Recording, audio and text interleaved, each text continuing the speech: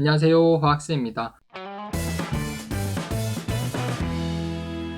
자, 오늘은 임고생 여러분들이 여러 가지 스터디를 하시는데 그중 한 가지 문제 만들기 스터디가 임고 Q&A 1, 2, 3편을 찍으면서 제가 좋다고 계속 이렇게 강조를 하고 추천을 해드린 적이 있어요. 도대체 뭐가 좋길래 그렇게 계속 추천을 하느냐, 그거에 대해서 약간 답변을 드리고자 물어본 사람은 없었지만 그래서 이렇게 대본을 놔두고 영상을 찍어보고자 합니다. 저번과는 다르게 오늘은 집에서 혼자 찍는 거라 조금 어색할. 먼저 문제 만들기 스터디라고 하는 것은 어떤 방식으로 진행을 하느냐, 내가 출제자가 되어서 내 문제를 푸는 사람이 이 개념, 내가 확인하고 싶은 이 개념을 과연 올바르게 이해를 하고 그거를 풀어낼 수 있느냐를 확인할 수 있는 도구를 만든다고 생각하면 쉬워요. 그래서 적당한 문제 개수나 적당한 파트 같은 거는 같이 스터디하는 스터디원들이 각자 협의를 하셔가지고 결정을 하시면 되고, 일단 문제를 언제까지 만들자 해서 각자 주어진 양의 문제를 만들어 보고 그 다음에 같이 모인 자리 혹은 유선상으로 이렇게 교환을 하셔도 되죠. 각자 풀어보든지 모여서 풀어보든지 해가지고 이제 내가 생각한 이 문제를 풀기 위한 개념은 이것이다, 이렇게 얘기를 나누시고 하시면 진행을 하시면 되는 스터디예요. 교육학에서도 많이 나오는 말로 기억하는데, 똑같은 한 가지 개념을 10명이 배운다 그러면 최대 10개의 사고방식이 생길 수 있다고 생각해요. 저도 그렇게 생각해요. 이 문제 만들기 스터디를 하게 되면 이제 스터디원들 각각의 사고방식을 내가 접할 수 있는 기회를 갖게 되는 거죠. 이렇게 다른 사고방식들은 개인에 따라 중요하게 생각하는 내용과 그 개념을 이해하기 위한 접근 방식이 서로 다를 수 있으니까 막 너무 이상한 것만 아니면 다른 사람의 이해 방식도 이렇게 접해보는 게 굉장히 좋다고 생각해요. 그거를 하기 위한 도구가 바로 문제 만들고 같이 한번 풀어보는 그런 스터디 방식이라고 저는 생각합니다. 자, 그러면 약간 약 파는 것 같지만 문제 만들기 스터디의 좋은 점을 항목별로 이렇게 설명을 해보도록 할게요. 일단 첫 번째, 그 한 개의 문제에 내가 담고 싶은 내용들에 대해서 전문가가 되어야 돼요. 만약에 우리 물리화학과 무기화학에 나오는 MOT, 분자 궤도함수 이론에 대해서 문제를 내고 싶다 한다면 물리화학 파트에서 이제 나오는 거죠. 쉽게 놓칠 수 있는 LCAO, 그러니까 리니어 컨비네이션 아토믹 오비탈, 원자 궤도 함수들을 선형결합 리니어 컨비네이션 해가지고 MO를 만든다. 쉽게 놓칠 수 있는 내용들인데 상자기성을 설명한다든지 아니면 전자 배치를 어떻게 하고 결합성 반결합성 여기에 너무 치중하다 보면 어떻게 MO가 만들어지는지 리니어 컨비네이션 아토믹 오비탈 부분을 놓치기 쉽단 말이에요. 하지만 물리화학은 파동함수에 대한 그런 수식, 슈레딩거 방정식을 해를 구함으로써 우리가 이제 원자의 구조를 또는 분자의 구조를 설명하는 과목이기 때문에 이 수식을 푸는 게 굉장히 중요한데 이 LCAO를 많이들 놓치고 있다 이거죠. 여튼 문제를 내기 위해서는 MOT 이론에 대해서 여러 가지를 찾아봐야 되고 그 부분에 대해서 해당 파트의 전문가가 되어야 되기 때문에 당연히 이런 부분도 찾아볼 수 있는 계기가 되겠죠. 왜냐면 그래야 출제 과정에서 발문, 자료 구성에 오류가 없어지기 때문이죠. 문제 자체에 오류가 생기면 안 되기 때문에 최대한 그 부분을 꼼꼼하게 전문가처럼 공부할 수 있다는 장점이 있습니다. 두 번째 장점은 한 문제를 만들려고 다양한 파트를 찾아보면서 공부를 할 수 있다는 점이에요. 첫 번째 장점 같은 경우는 해당 파트의 전문가가 될 수 있다고 제가 설명을 했죠. 하지만 두 번째 장점 같은 경우에는 그 한 문제를 구성하기 위해서 이 문제에 나오는 개념이 여러 가지 과목 그리고 여러 가지 파트에 나올 수 있거든요. 그런 파트들을 다 섭렵하면서 공부를 할 수 있다는 점이에요.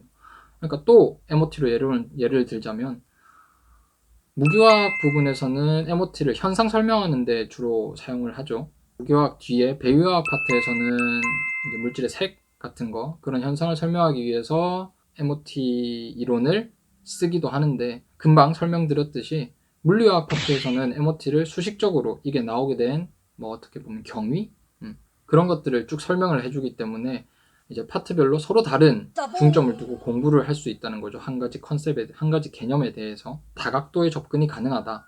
이런 부분이 시간 낭비라 생각할 수도 있지만은 분야를, 그러니까 물리화학, 무기화학, 유기, 분석화학 이런 것들을 분야를 섞어서 나오는 문제도 종종 출제가 되기 때문에 한 가지 개념에 대해서 다각도로 접근해보는 경험을 모의고사 문제 만들기 스터디를 통해서 갖는다면 임고에 큰 도움이 되지 않을까 싶습니다.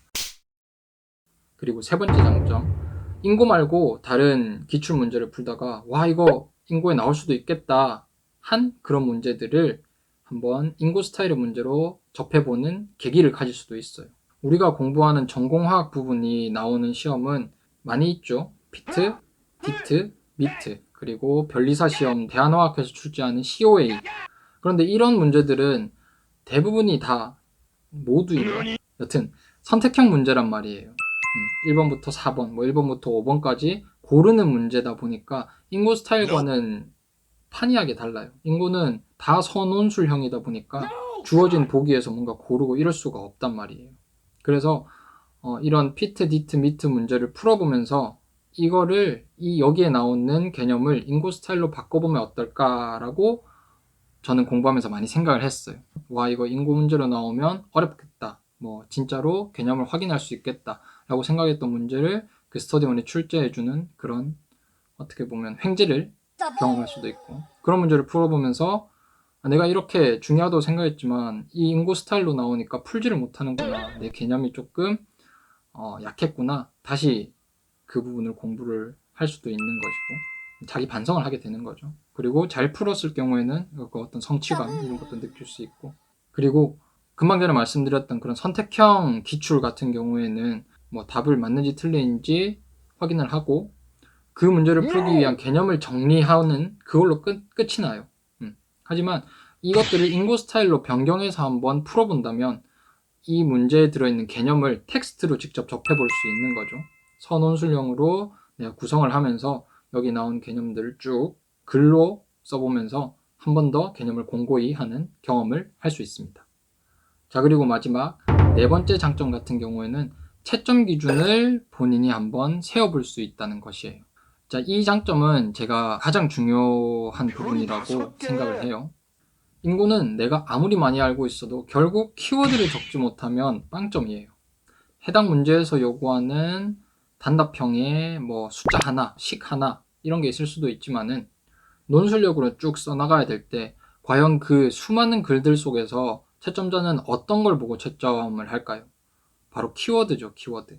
여러분이 나중에 교사가 돼서도 혹은 기간제 교사 일을 하시다가도 이제 아이들의 수행평가를 채점해보거나 뭐 지필평가 중 논술형 문제를 채점해보면 사람마다 답변은 다 달라요. 100명이 대답을 하면 100개의 대답이 있는데 그 중에서 정답, 그러니까 내가 원하는 말을 써냈다고 판단할 수 있는 거는 키워드밖에 없어요.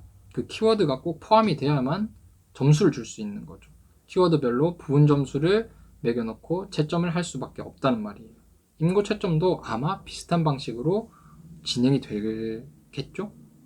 그래서 문제를 구성할 때 문제만 내고 끝나는 게 아니라 그 해당 문제에 대한 본인만의 모범 답안이 있을 거예요. 그 모범 답안 중에서 이 문제를 정확하게 이해하고 풀었는지 확인할 수 있는 그런 키워드들을 선정을 하고 그 키워드별로 부분 점수를 매겨놓는 거죠.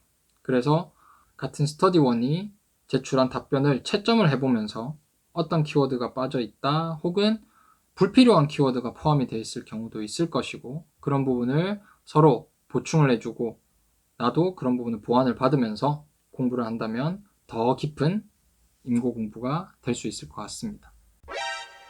아까 네 번째가 마지막이라고 했지만 이제 영상을 끄려다가 또 생각이 나서 진짜 마지막으로 다섯 번째 장점을 말씀해 드릴게요. 그냥 문제 만들기 스터디를 하신다면 해당이 안 될 수도 있지만 이제 진짜 임용고시 스타일로 그러니까 전공 A형, 전공 B형 이렇게 나누어서 A형, B형 각각에 나오는 문제 개수도 맞추면서 파트별로 비율도 맞추면서 그리고 점수 체계도 동등하게 가져가면서 스터디를 하신다면 좋았어. 얻을 수 있는 마지막 장점이 있습니다. 화면을 보시면서 얘기를 나눠보죠. 자, 이 파일은 제목이 18년도 임고 예언 프로젝트라고 되어 있는데 제가 공부하면서 화학 임용고시에 나오는 5가지 파트를 또 세분화해가지고 한번 목차를 이렇게 구성을 해봤어요.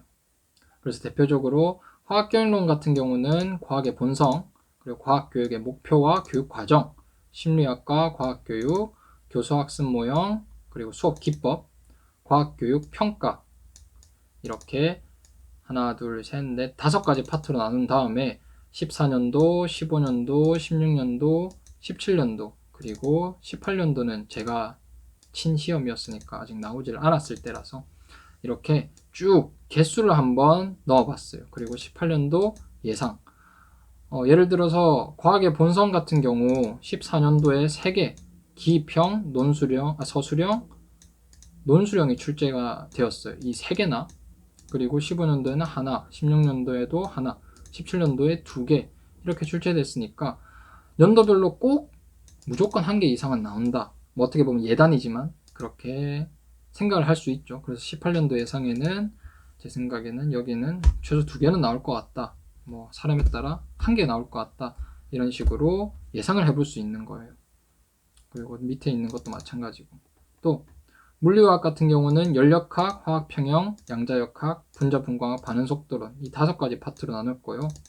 이것도 마찬가지로 14년도, 15, 16, 17 이거에 대해서 인구 기출 문제를 다 분석을 해가지고 이렇게 한번 적어본 거죠. 그래서 보니까 양자역학은 무조건 매년 1개씩, 분자분광학도 마찬가지, 반응속도도 마찬가지. 그리고 연력학은 15년도에는 딱 한 번 빠졌었고 화학평형도 마찬가지로 매년 하나씩 하면 이런 식으로 예상할 수 있겠죠. 물리화학은 총 5문제가 나올 것 같다. 이런 식으로. 그리고 파트별로 나올 수 있는 문제도 해당 연도에 그 파트 문제를 보면서 이제 반응속도론도 여러 가지 파트가 있으니까 그 파트별로 이제 겹친 파트, 뭐 나올 것 같은 파트 그런 거를 예상해 보는 거죠. 유기화학도 마찬가지예요. 유기화학은 좀 더 세분화해서 나눴는데 이런 부분을 한 개 한 개 다 분석을 해가지고 적어 보았고 18년도에 나올 것 같다는 걸 예상해 볼 수 있겠죠. 이제 유기분광학은 매년 이렇게 출제가 되었고 그 다음에 무기화학도 이렇게 마찬가지, 분석화학도 마찬가지로 파트를 세분화해서 이렇게 한번 예상을 해볼 수 있는 거예요. 이 예상, 여기 18년도 예상이라 되어 있는 부분에 한번 본인이 개수를 넣어 보시고 그 개수에 맞춰서 인고 모의고사 문제를 스터디원들끼리 만들어서 구성을 해 보신다면 아마 공부를 열심히 하시고 잘하신 스터디 같은 경우에는 그게 바로 인고에 나올 수도 있고 반영이 될 수도 있는 그런 유사 인고 문제를 풀 수 있지 않나 저는 생각을 합니다. 그래서 꼭 해보시고 꼭 높은 점수를 받으셔서 안전하게 임용고시를 합격할 수 있으면 좋겠습니다. 네, 여기까지 임용고사 공부 중 할 수 있는 스터디 중에 문제 만들기 스터디, 그리고 더 나아가서 임용 모의고사 문제 만들기 스터디의 좋은 점을 총 5가지 말씀을 드려봤어요. 해당 부분에 대해서 의문점이 있으시거나 더 보충해서 설명을 듣고 싶다, 혹은 이런 자료 같은 게 필요하다 하시면은 영상 설명란에 제 이메일을 항상 남겨두니까 거기로 연락을 주시기 바랍니다. 답변 드릴 수 있는 내용 안에서는 답변을 드리도록 하겠습니다. 영상을 찍고 있는 지금은 2020년 3월 5일이에요. 지금 코로나 때문에 원래 계약을 했어야 되는데 계약이 1주 미뤄지고 2주 더 미뤄져서 출근을 못하고 있는 상황입니다. 코로나19 사태가 빨리 종식이 돼서 건강하게 학교에서 아이들을 볼 수 있으면 좋겠습니다. 여러분도 건강 조심하시고 공부 화이팅 하시길 바랍니다. 다음에 더 도움이 될 수 있는 컨텐츠로 영상을 찍어보도록 하겠습니다.